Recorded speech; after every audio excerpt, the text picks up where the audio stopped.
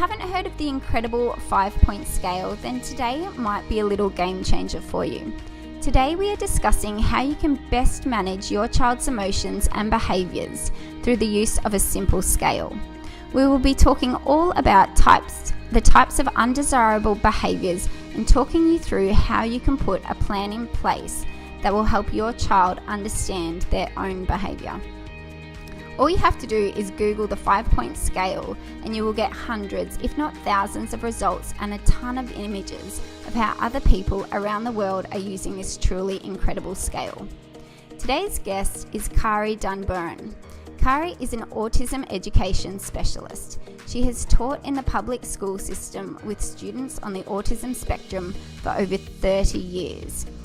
In 2003, Kari received a self-designed fellowship that allowed her to spend a year interviewing and working internationally with scientists and researchers in the areas of neuroscience, social cognition, education, and autism with a focus on challenging behaviours. Kari is the co-author of the incredible 5-point scale and social behaviour and self-management.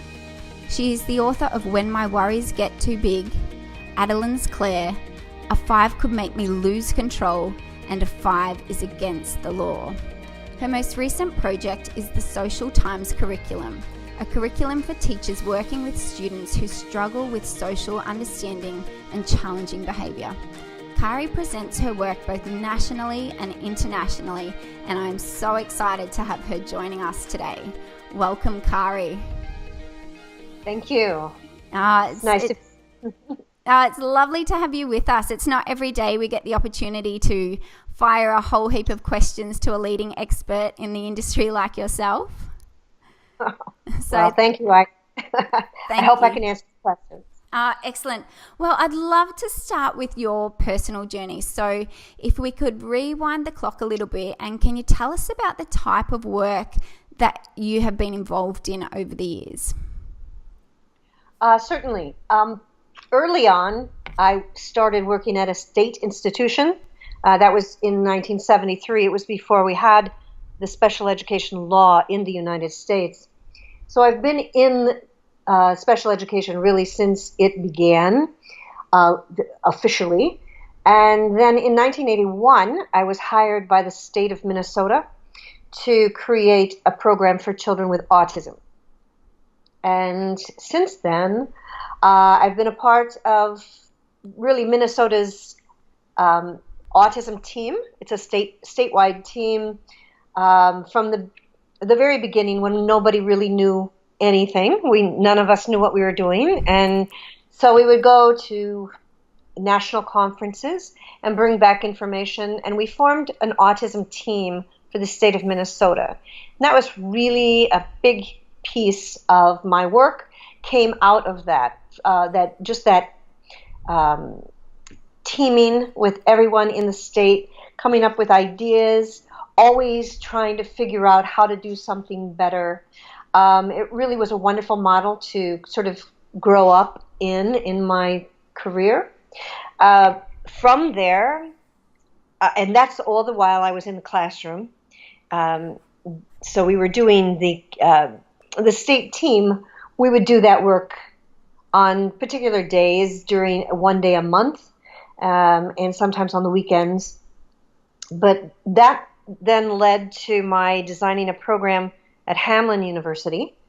Was a certificate program for teachers, for educators, because I had done some research showing that there was no coursework specific to autism at that time, and this was in the 90s, in the state of Minnesota. So I developed a program, and Hamline University accredited it, and I started teaching there as well as in the school. And then in 2006, I actually retired from public school and just taught at Hamline and wrote books.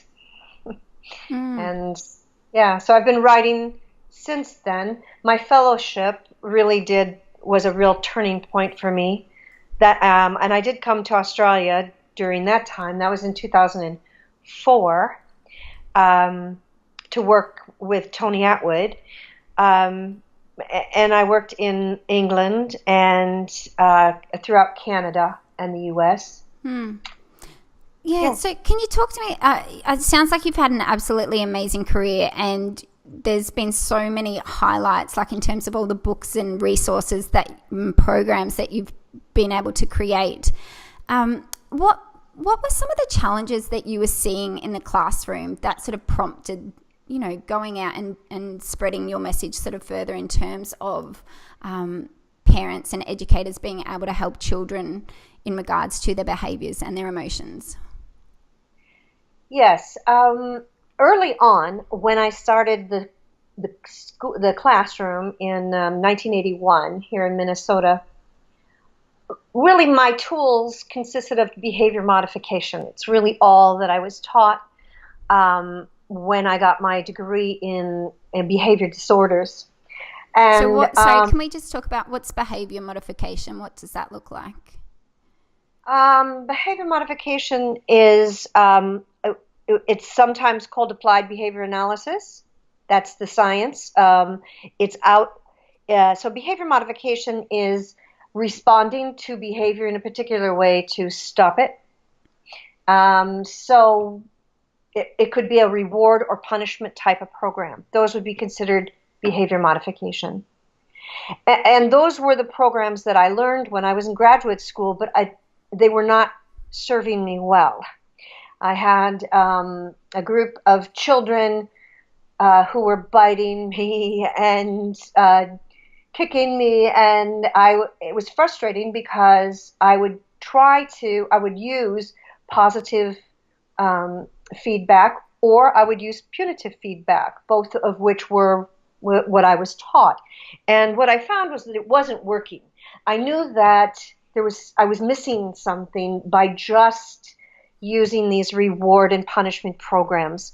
The other thing that changed, that really came into my life big time, is a firm belief that punishment was not working, and I didn't want a punitive program. So I started seeking out information about totally non-punitive programming, and I switched to that in about 1985. I just stopped using punishment altogether and started having a lot more fun and started enjoying the kids more, and I had a lot more success. What I focused on then was teaching rather than controlling. And as I learned more about possible core issues involved with autism in the 90s, during the decade of the brain, we were talking a lot in the field about what might be going on neurologically in autism, and starting to reframe it from an emotional disorder to a cognitive brain-based disorder. And by the turn of the century, we had clearly been able to see the changes in the brain, differences in the brain of living brains due to functional MRI. And that was a huge game changer, because that now, instead of just having, the researchers in the area of neuroscience had previously like 5 brains. And that's what they had. They could count the cells and abnormalities in real brains of deceased individuals with autism.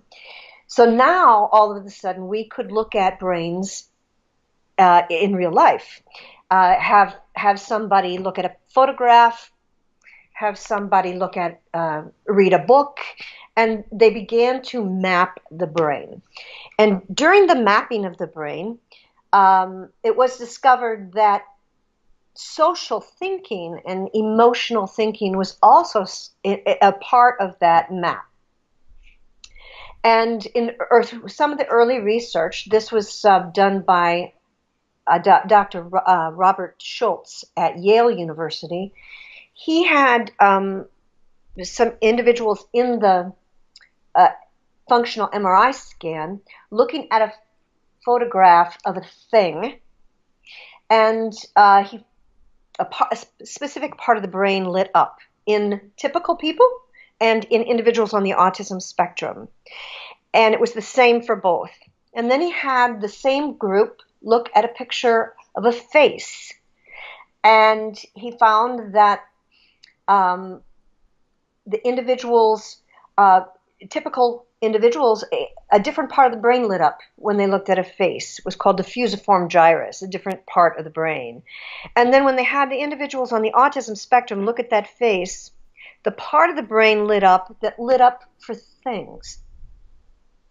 So theoretically, a person with autism might be using a less effective part of the brain to figure out people and emotions. And this just really, I think, took the whole neuroscience of education by surprise, but also everyone was excited.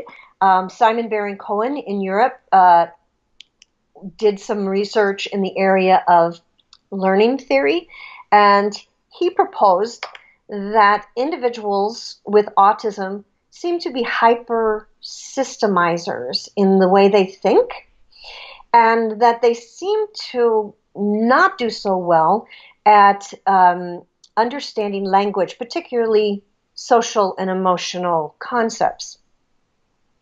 So his learning theory of autism is called hypersystemizing, and hypo-emotionalizing. So I took that theory and put it to work with the 5-point scale. So what happened was I thought, all right, how do you highly systemize emotion and social concepts? So a system could be numbers, a system could be, any number of things. But my colleague and I, Mitzi Curtis, decided to go with a 5-point scale. And we started using it to clarify information for individuals who were confused by expectations or social rules, why people did what they did or responded to them the way that they did. Excellent. So this is how it all came about. Yes, that's yep. Excellent. So for parents who are unfamiliar with the 5-point scale, what is it, and what does it look like, and what is the goal of the scale?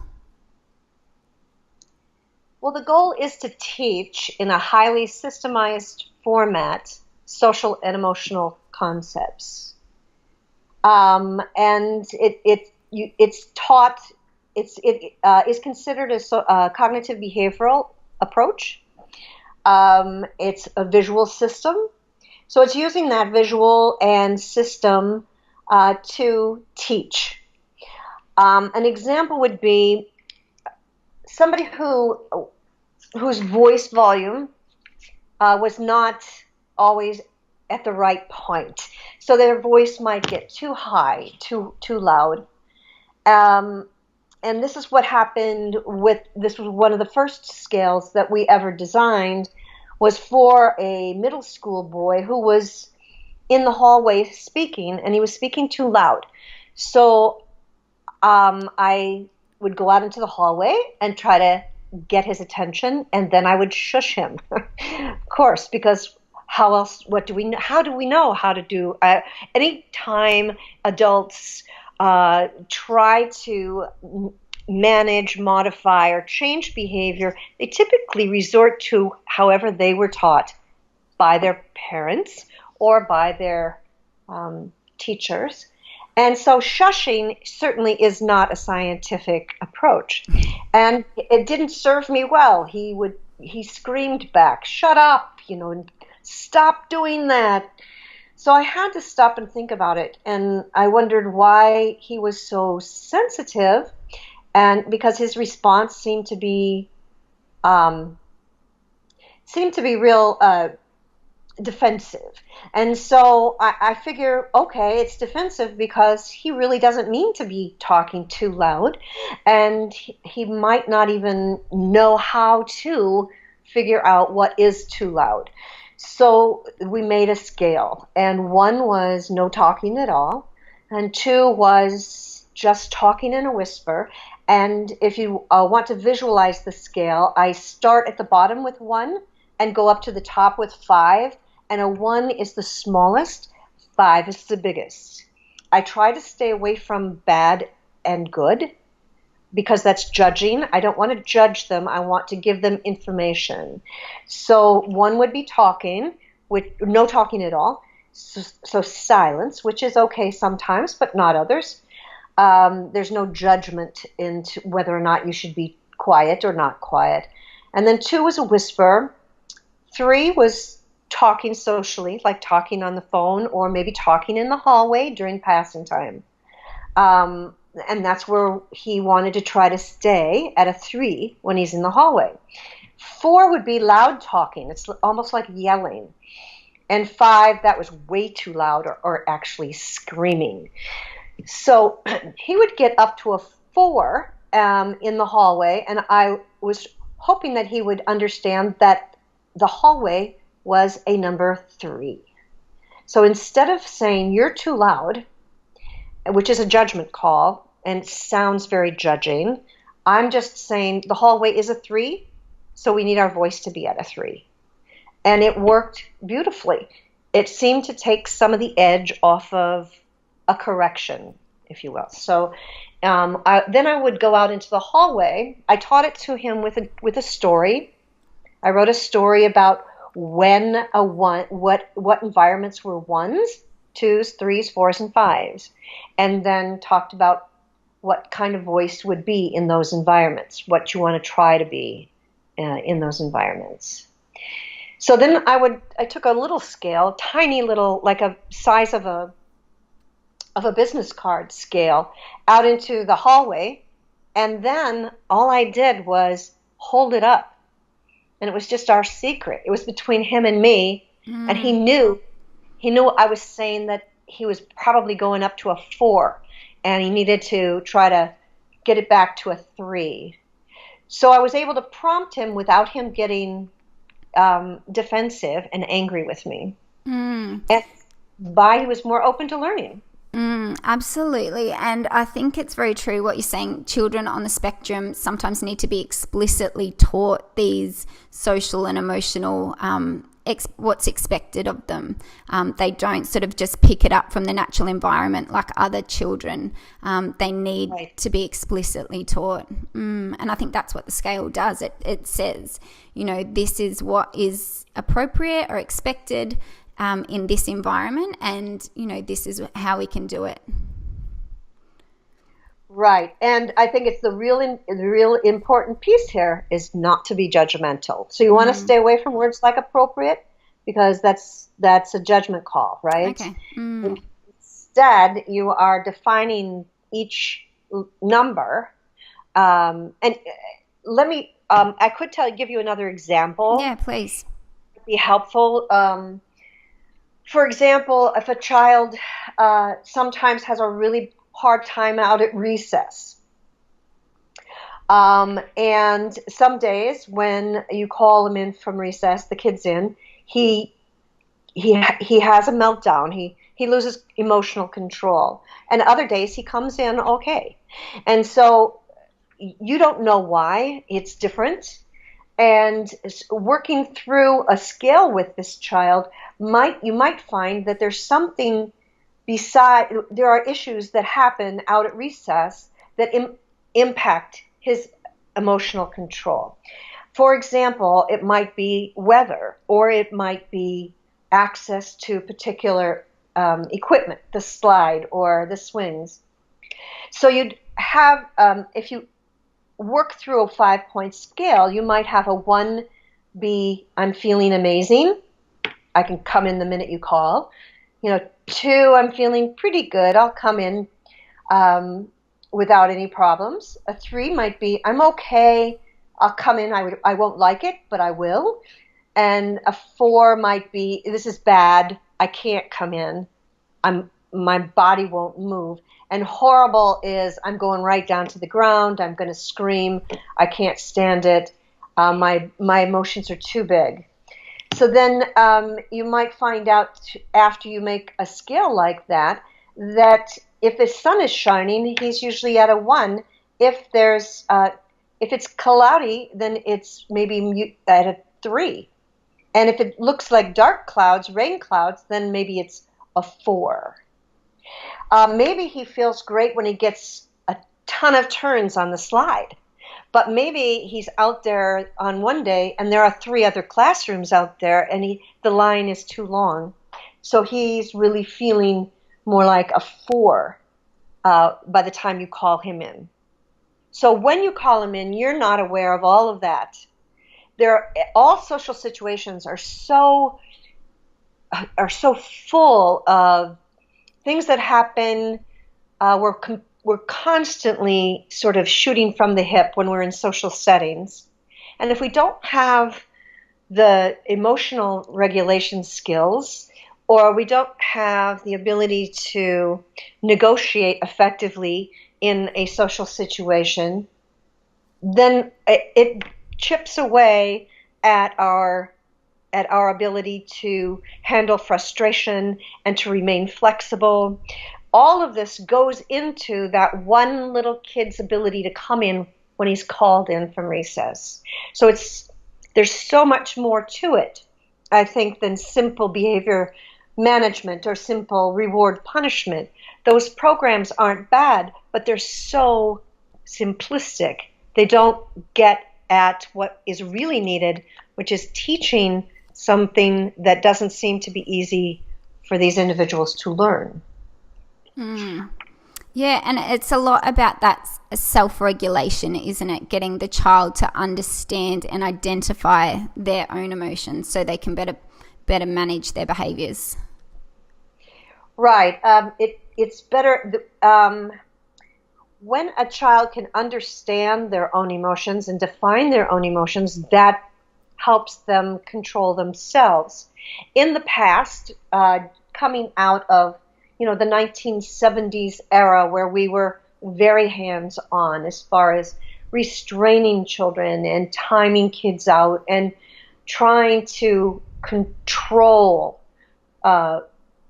children's behavior and adults' behavior, rather than understanding it's a cognitive issue. And if that person has more skills, if you can teach those skills, they're more equipped to be able to control their own emotions, their own behavior. And that's the ultimate goal. If you are controlling a student's behavior, or if as a parent you're always controlling your child's behavior, you're not really teaching that person to become an independent adult. And it takes a long time, in some cases, for kids to really learn this. And so I think it deserves a lot of attention. And sometimes it's not given the attention it needs. An interesting conundrum is that oftentimes somebody might say, well, you're not taking the behavior seriously because you're not punishing. But I feel that punishment is not taking it seriously, because punishment really isn't teaching anything new. And if you continue to do that, you're just putting a Band-Aid on a sore that's going to continue to fester. And then as an adult, you prepared somebody for one environment, and that's jail or a restrictive environment. And that's not right. And we did that for years until we learned, I think, as a group of special educators and a lot of dedicated parents, that we have to teach this information in order to help somebody handle their own emotional regulation. Yeah, and I think the 5-point scale does that beautifully. It's very easy, and it's something that can be translated, across different environments. It can be used at home, it can be used at school, it can be used out in the community. And what I also love about it is that it can be used for anyone sort of across the lifespan. So it can be used for younger children, it can be used for adolescents, and it can be used for adults as well. So I thought we might just touch on some examples of how maybe younger children sort of 2 to 5 might be able to use the scale. And is there sort of an age group that it works best with, or if you could just provide some information on working with the 5-point scale with children across the lifespan? Certainly. I do have a book, I think you might have mentioned it in the intro, called When My Worries Get Too Big. Yes, yep. Yeah, and that is using a story to teach a child about their own level of anxiety. And that I have used with 2 and 3-year-olds. Mm-hmm. And I've seen a lot of good understanding come out of that. I've also used 3-point scales with some very young children. I've also used scales with cartoon characters on them. Yes, I often use the Eeyore, the Winnie the Pooh characters. So Winnie the Pooh is the just right, and Eeyore is the tired, and Tigger's the overexcited. As a scale that children can refer to. Yes, and you can use like vehicles, different vehicles, maybe for speed, to try to define for a child what is too fast in the hallway, rather than you're running no running in the hallway, but then a child with autism is observant and sees that people are walking in all different speeds, but they're not able. That person is not able to consider the environment and say, okay, there are no teachers around, so I can run a little bit right here. Because that's the rule. The rule isn't really no running in the hallway. The rule is no getting caught running in the hallway. But a child who's not really aware of what's going on around him socially doesn't pick up on that subtle rule. Yeah. And so then he or she might think that they're getting punished and everybody else is getting away with breaking the rules. Or they hear a rule of no running in the hall and they see other kids running in the hall, so they think it's a lie. Mm-hmm. So those are, some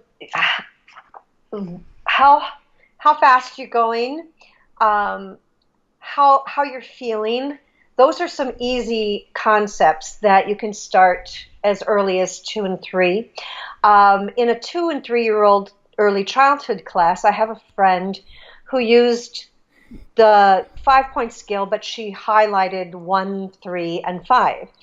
And the 1 was practically just really calm and feeling really good and wanting to work.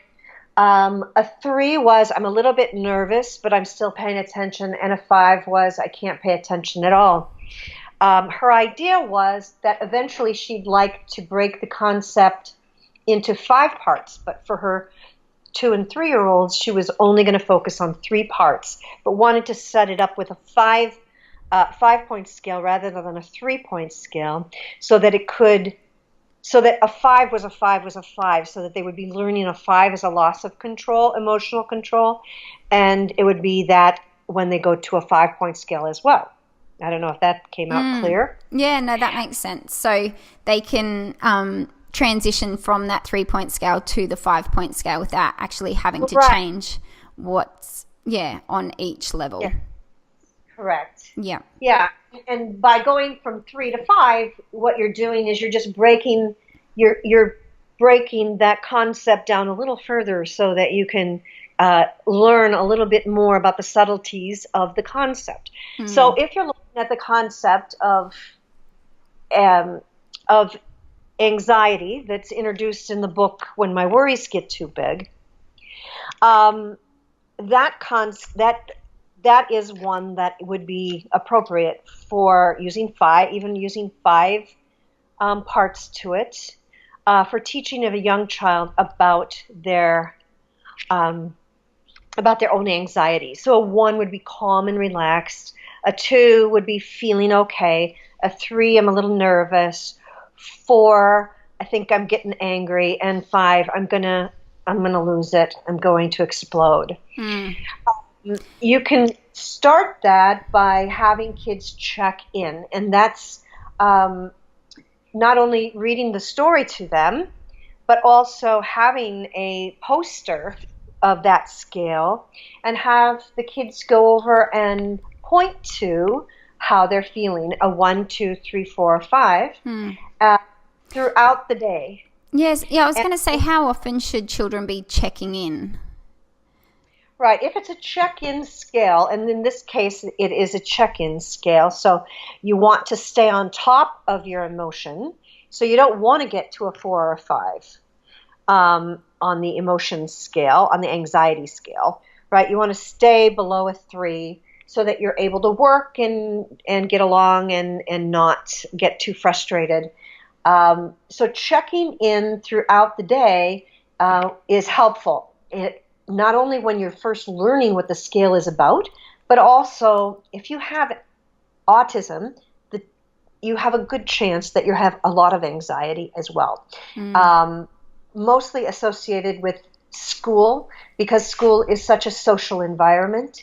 You can almost, if you don't understand people and social rules don't seem logical, people, you can't predict other people's behavior very well.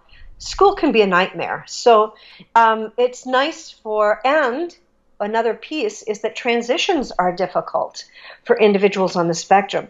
So by the time somebody gets up, has breakfast, possibly watches a little TV, and then gets on the bus and comes to school, by the time they get to school, they've already gone through about four transitions.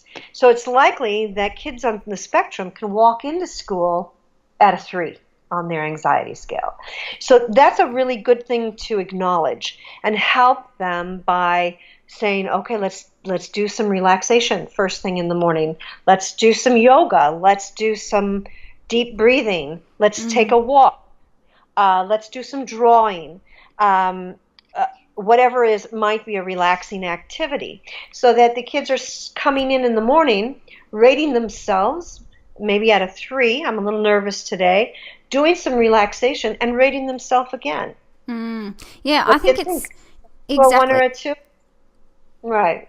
Yeah, sorry. I was just going to say that when you're talking about getting on the school bus and all the different transitions, I think too, particularly children on the spectrum who may have sensory defensive issues, just before they even get to school, they may have encountered a lot of different things that they may not have wanted to do, like brushing their teeth and just getting dressed and putting their school jumper on, and different sensory sensitivities that may trigger certain undesirable behaviours.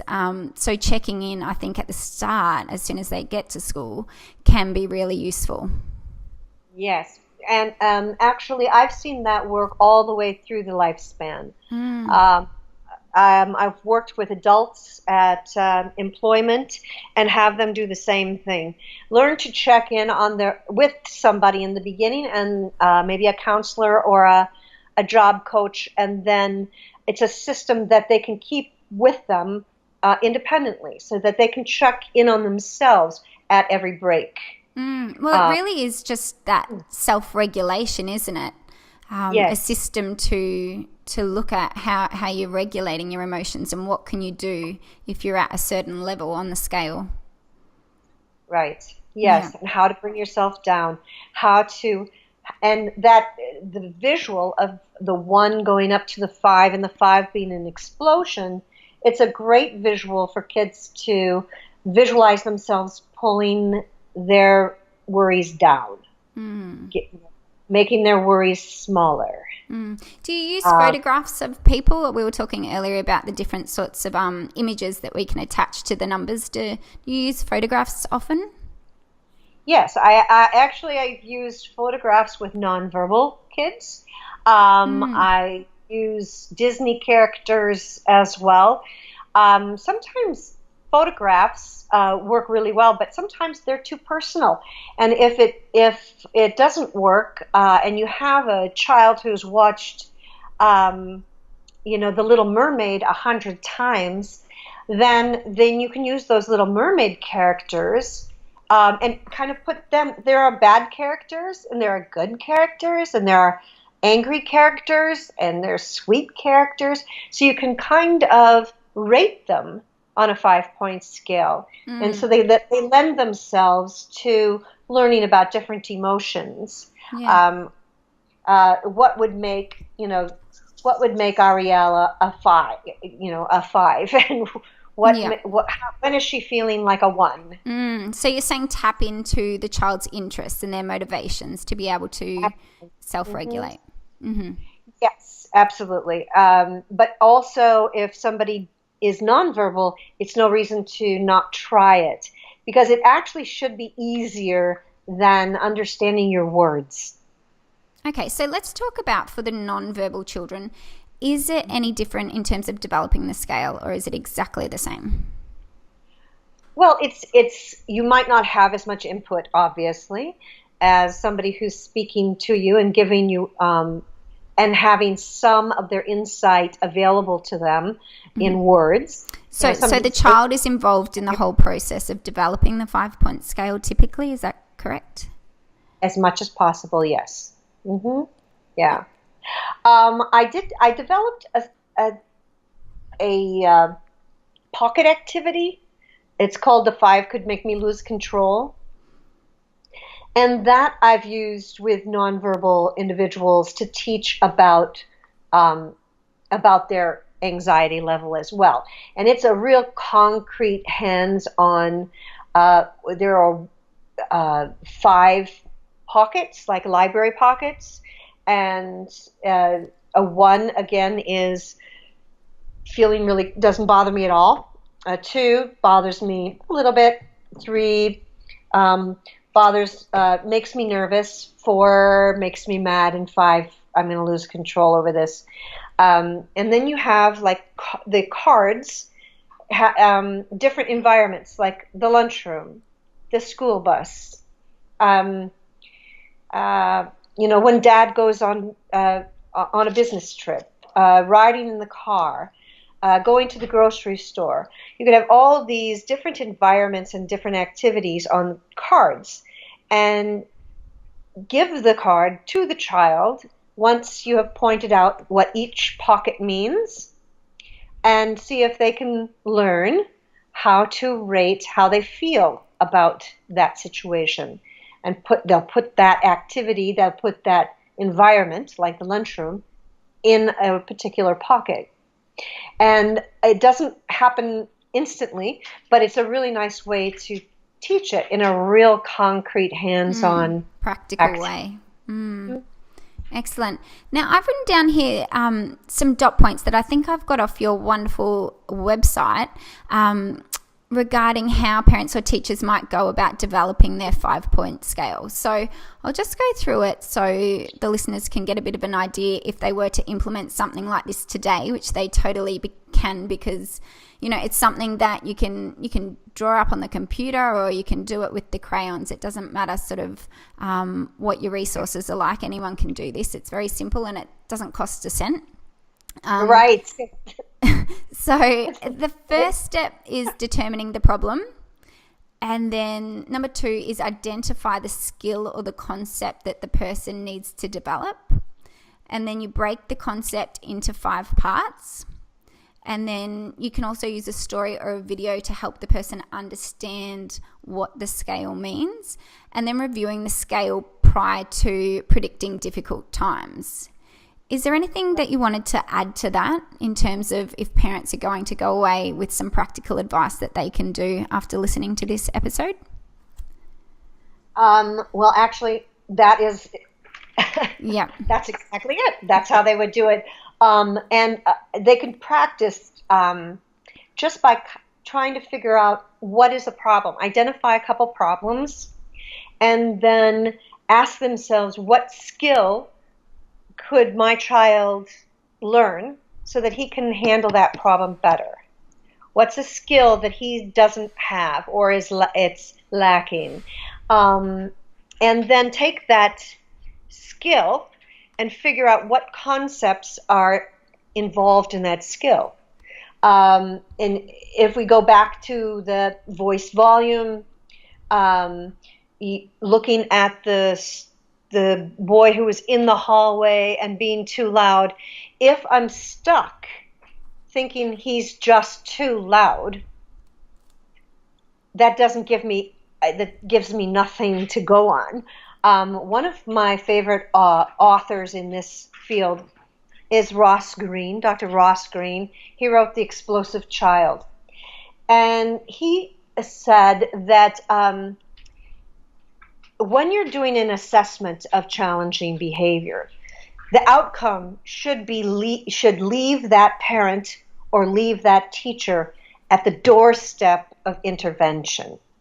So if you think about that, if you think about the word escape, oftentimes somebody will do an assessment, a functional assessment of challenging behavior, and the outcome they'll say is, well, he's trying to escape. That does not leave the teacher or parent on the doorstep of intervention. Instead of, it's only half the answer. Yeah, he's running away, he's avoiding, but escape is it doesn't tell me what to do. It just gives me the bad news. It doesn't give you the why. It doesn't give you the why, and it's really hard to get at the why.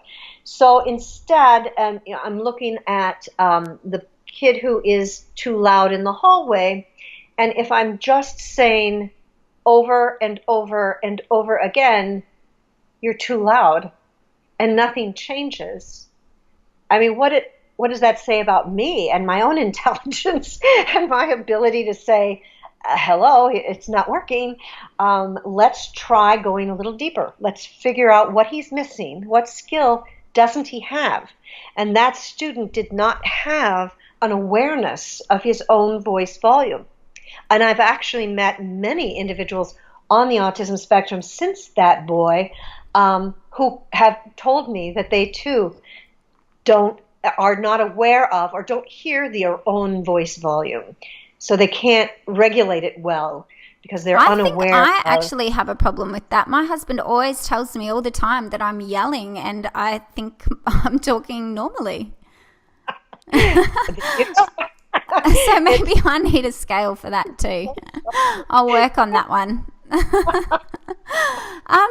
So we might just start to wrap it up now and head to the 5 rapid fire questions.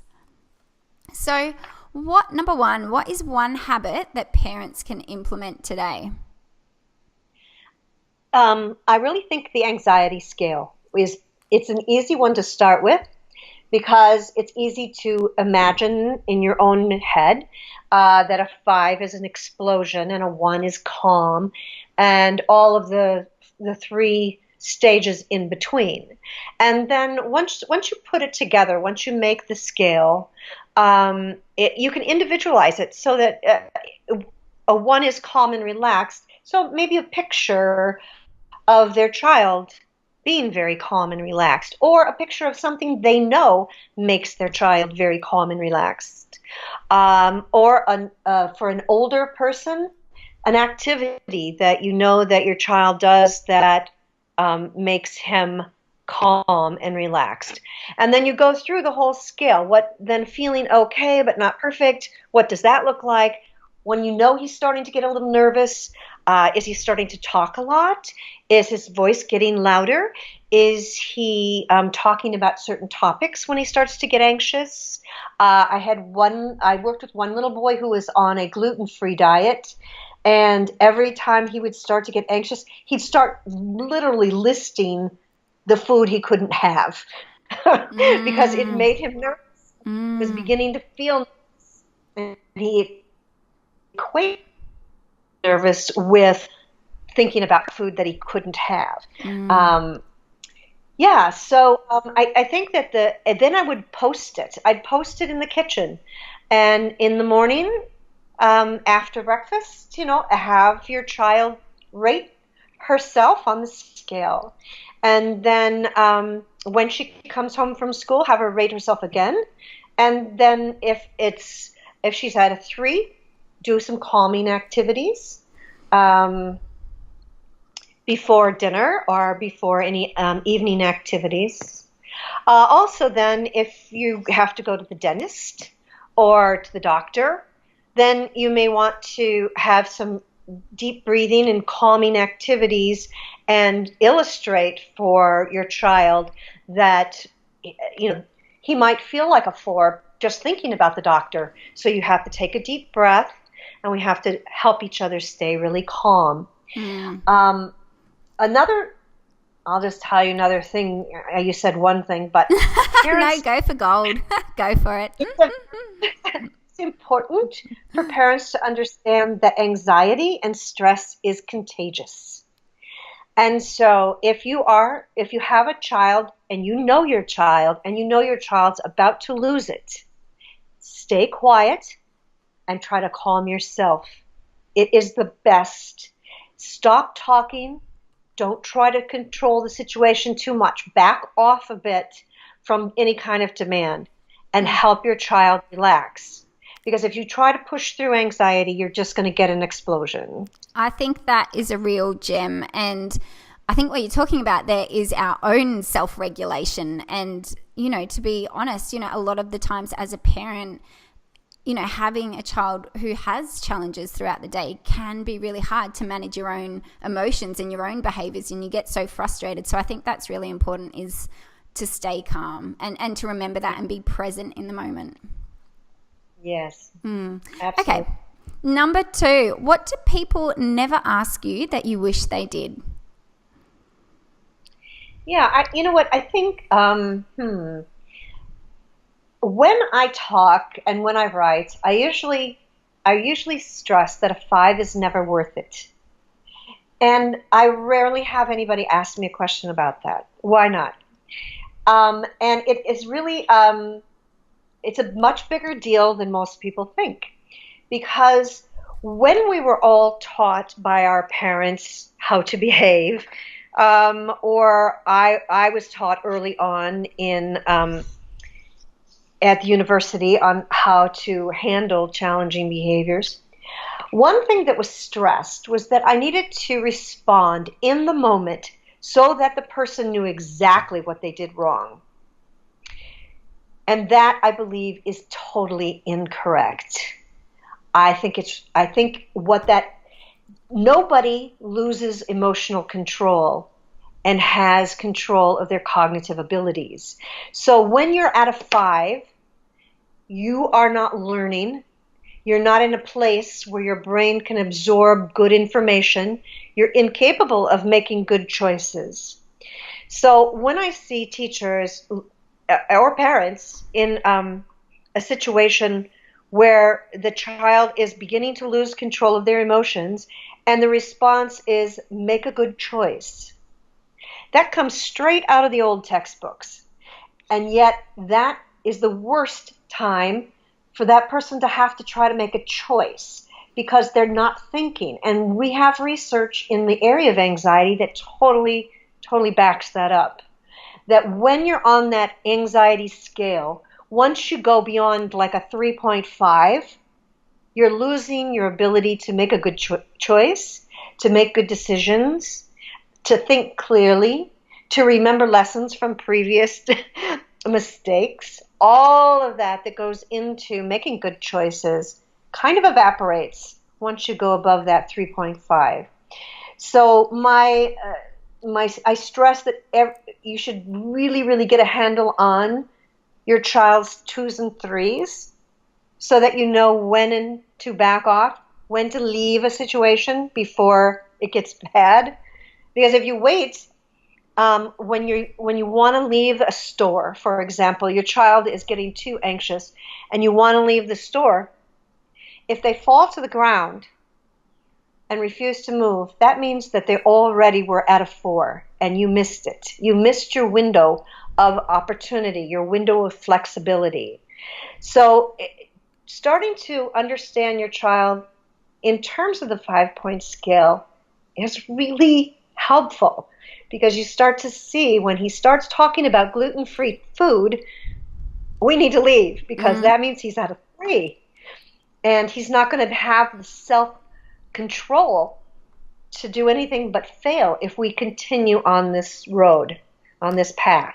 So just quickly, when you said that don't give a choice when they're at number 5, they can't clearly make decisions at that time. They're not in the right frame of mind. Do you just let it play out? What do you do? Obviously, you said to stay calm and keep yourself in control, but what should parents do in that stage? Okay. Well, first of all, all of your energy needs to go into 2s and 3s, identifying those 2s and 3s. Does he start to talk more rapidly? Does he start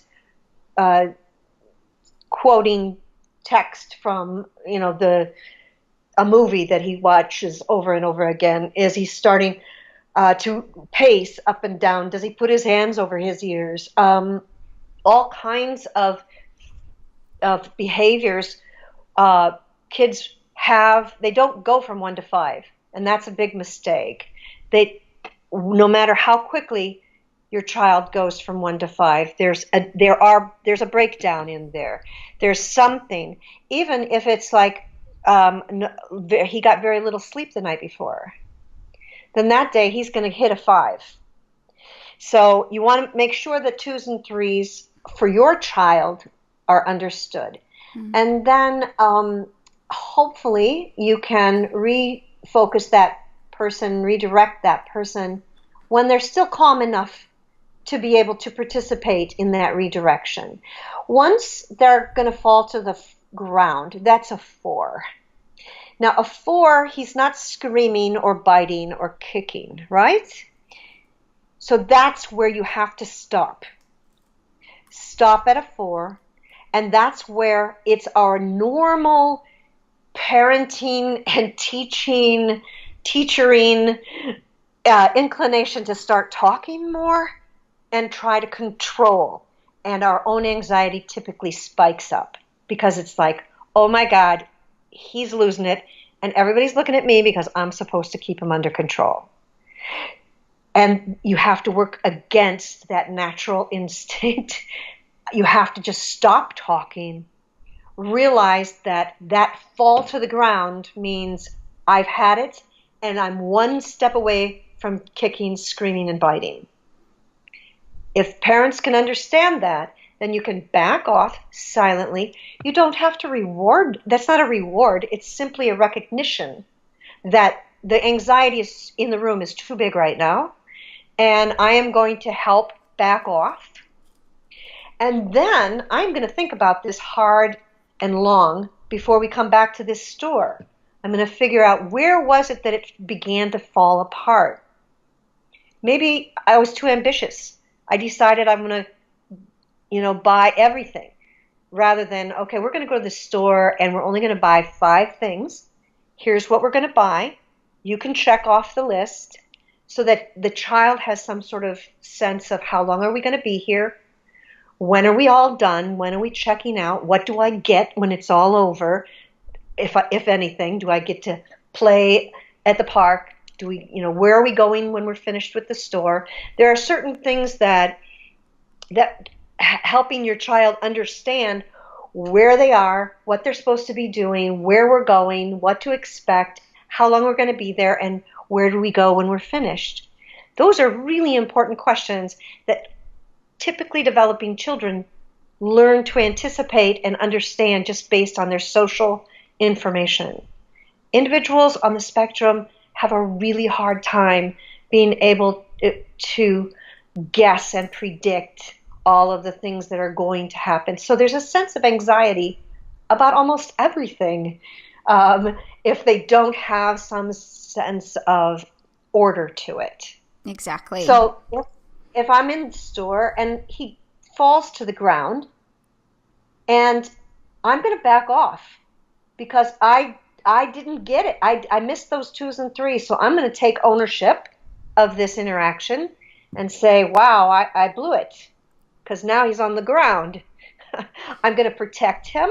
I'm going to protect everything around him, but I'm going to calm my own body and be quiet and not push him to a 5. But recognize that fall to the ground, that's a sure sign of a number 4. Excellent advice. Thank you. That's great. So number 3, what book would you recommend that all parents read other than obviously your amazing books that you have out there in the world? Is there any other book that you would recommend? Yes, I really do like The Explosive Child, and there have been new additions to that. So there have been updated editions, and that author is Dr. Ross Green. And the reason I really like it is because he doesn't necessarily focus on autism, but he does focus on the neuroscience of challenging behavior. And he talks about the same thing, the power of anxiety, and how if we don't address anxiety, we're missing the whole point. And you can't force a person to behave. It's all about that person learning and having the skills in order to available to him when life throws him a curveball. Okay, great. What is one of your top 3 unfinished bucket list items? It's so interesting. One of the top 3 bucket lists. I've been so fortunate. I've traveled to Australia 3 times. I've traveled to Africa 3 times. I've done a lot. You know what? I have not been to South America. I would like to go to South America. Yeah, travel is always one of those things I think that's on everyone's bucket list, isn't there? Just so many places to see and not enough time to visit all these beautiful countries. I just thought of one. I think this might be my top, and that is going up to the Hudson Bay in the fall to observe the migration of the polar bears. Oh, wow. Yeah. It'll be magnificent. It's something we don't experience anything like that here. Right. And so last question, this hasn't been a rapid fire question by any means, but it has been so wonderful just to soak up all your wisdom. But the last of the rapid fire questions is, if you could offer one piece of advice to parents, what would it be? Take time to enjoy your child. Find ways to connect with your child, even if you think it's weird or odd, or they're not interests of yours. Enjoy your child. Don't take too much of your time worrying about how to change your child. Really embrace who he or she is, their personality. Find joy where they find joy. Watch where they giggle, even if it's dust coming through on a light beam. For some reason, if he thinks it's funny, then that's where his focus of social attention is, on that light beam of dust. And you want to join him there. The other, in connection with that, I have to say that I'm lucky enough I have a longevity in this field, and I've stayed in touch with kids that I had in 1981. Wow. And and they're in their 40s now, and it is a developmental disability, and it does develop. Nonverbal kids who are actually having conversations, social conversations, who get very excited when they see me. They have social recall. They can tell me stories about when they were, 4 and 5 years old and they were in my class. It's pretty amazing when I see how far some of these children were able to develop, just at a much slower rate. It gets better. It gets easier. Oh, when you were talking about finding the joy in the little things and everything, I think it really struck a chord with me, and I just wanted to hug my kids then. It was just beautifully said. Thank you so much. Thank you so much, Kari, for joining us today. It's been so wonderful. I've soaked up so much of your wisdom and it's been a pleasure to have you on the show. Where can our listeners find out more about you? Where can they purchase your wonderful resources and books? How do they go about getting their hands on all those sorts of exciting goodies that you've put out there? Sure. The publishing company that has published all of my books is the Autism Asperger Publishing Company. And that web address is aapcpublishing.net. So it's aapcpublishing.net. They can also go to my website, which is 5-point scale, 5, the numeral 5, 5pointscale.com. Excellent. And like I said in the intro, if you just Google incredible 5-point scale, there will be so many search results that will come up. Lots of different images on Google to show you how other people around the world are using this incredible scale. So thank you so much, Kari, for joining us today and sharing with us all your insight and wisdom as it relates to children on the spectrum.